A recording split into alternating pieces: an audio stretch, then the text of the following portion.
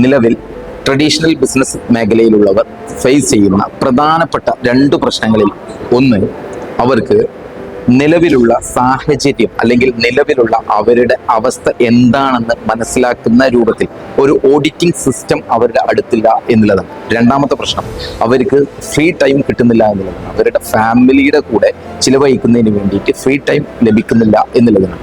ഞാൻ ആഷിഖ്, എൻ്റെ സ്ഥലം മലപ്പുറത്താണ്.